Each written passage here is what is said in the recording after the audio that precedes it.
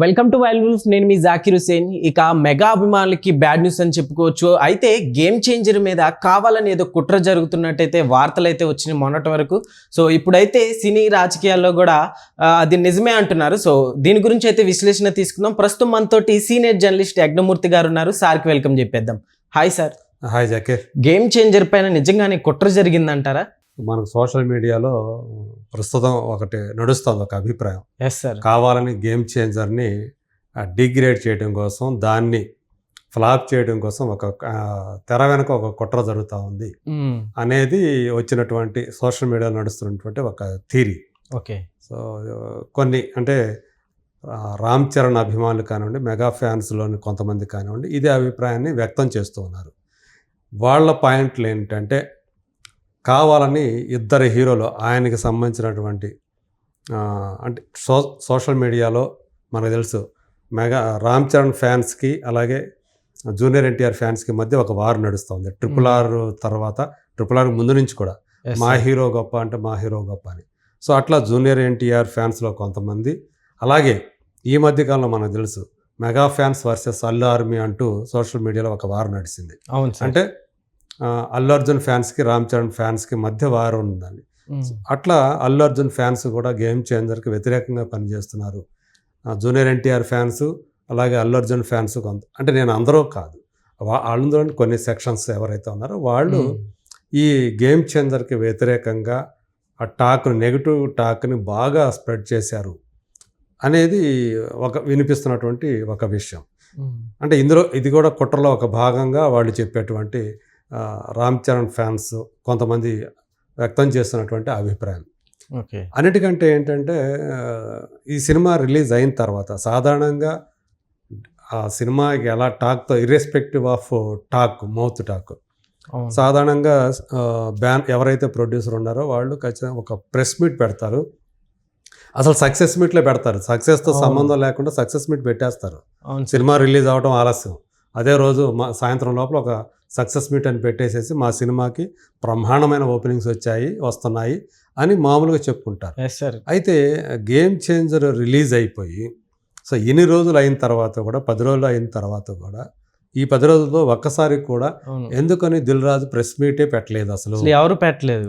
ఎందుకని పూర్తిగా వదిలేశారు ఈ సినిమాని, ఈ పబ్లిసిటీని. యాక్చువల్గా ఏంటంటే, సినిమా విడుదలకు ముందు ఒక ఎత్తు పబ్లిసిటీ, సినిమా రిలీజ్ అయిన తర్వాత పబ్లిసిటీ ఇంకొక ఎత్తు. సో ఎందుకని చేయలేకపోయారు అనేది ఇప్పుడు చాలామందిని అదొక క్వశ్చన్ చేస్తున్నారు. సో ఇది కూడా దిల్ రాజు కూడా కుట్రలో భాగమైపోయారా అన్న రీతిలో వాళ్ళందరూ కూడా క్వశ్చన్ చేస్తూ ఉన్నారు. సో అలాగే దీనికి ముందు, ఇంతకుముందు శంకర్ కూడా ఈ మధ్య మనం చూసాం, వార్తలు చూసాం, నేను పూర్తి సాటిస్ఫాక్షన్తో లేను ఈ సినిమా అవుట్పుట్ మీద, ఎందుకంటే నేను 5 గంటల సినిమా తీశాను కానీ అందులో తీసేయాల్సి వచ్చింది చాలా వరకు కూడా ఫైనల్ ప్రోడక్ట్లో అని చెప్పేసి ఆయన ఏదైతే ఆయన స్టేట్మెంట్ ఇచ్చారంటూ వచ్చిందో ఆ వార్తలు, అవి ఈ సినిమాకి చాలా బ్యాడ్ అయ్యాయి. అంటే రాబోయే కలెక్షన్స్ మీద కూడా అవి చాలా ఇంపాక్ట్ చూపించాయి అనేది చాలా అందులో చెప్తున్నటువంటి Ram Charan fans social media ద్వారా వ్యక్తం చేస్తున్నటువంటి ఒక బాధ అని చెప్పేసి అనుకోవాలి.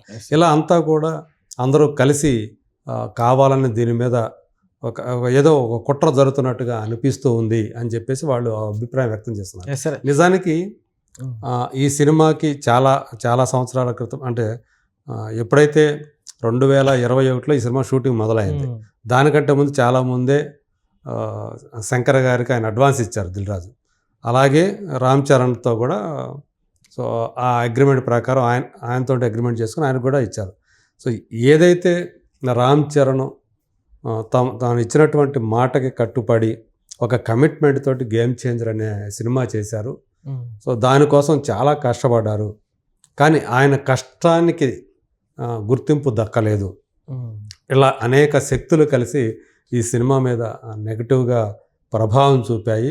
అందుగురించే ఈ సినిమా ఈరోజు బాక్స్ ఆఫీస్ దగ్గర ఇలాంటి రెస్పాన్స్ని ఎదుర్కోవాల్సి వచ్చింది అని వాళ్ళంతా కూడా బాధ వ్యక్తం చేస్తున్నారు.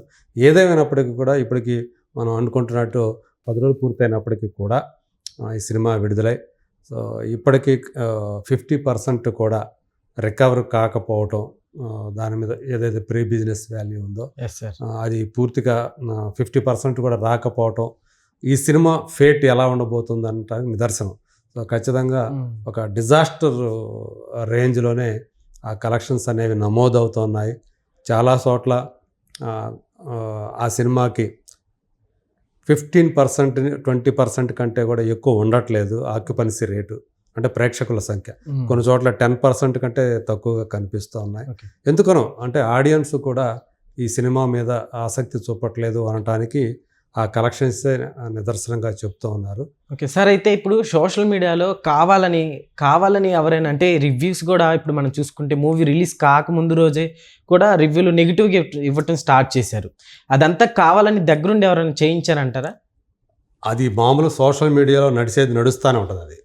సో రివ్యూలు అనేవి పెద్దగా ప్రభావం చూపుతాయని చెప్పేసి మనం అనుకోలేము. ఎందుకంటే నాకు బాగా గుర్తు, పోకిరి లాంటి సినిమా కూడా నెగిటివ్ రివ్యూస్ ఇచ్చారు, మిక్స్డ్ రివ్యూసే వచ్చినాయి. కానీ అది ఆ రోజు ఇండస్ట్రీ రికార్డు కొట్టింది. సో ఇండస్ట్రీ హిట్ అది అయింది.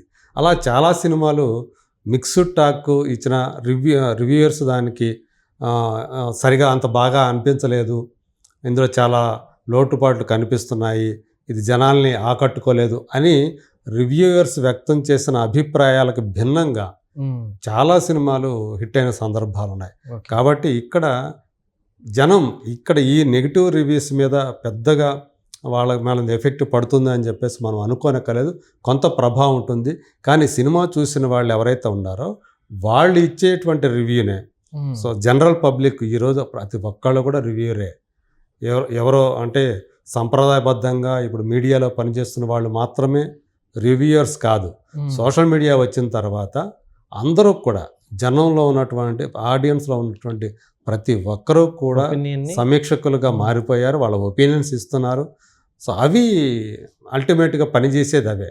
సో మీ నుంచి మీ స్నేహితులకి, మీ బంధువులకి ఇలా ఒకరు చూసిన వాళ్ళు సినిమా బాగుందంటే వాళ్ళు చెప్పే మాట ఏదైతే ఉందో, నేను సినిమా చూశాను నాకు నచ్చింది అని వాళ్ళు ఎవరైతే చెప్తారో అది పక్క వాళ్ళ మీద ప్రభావం చూపొచ్చు.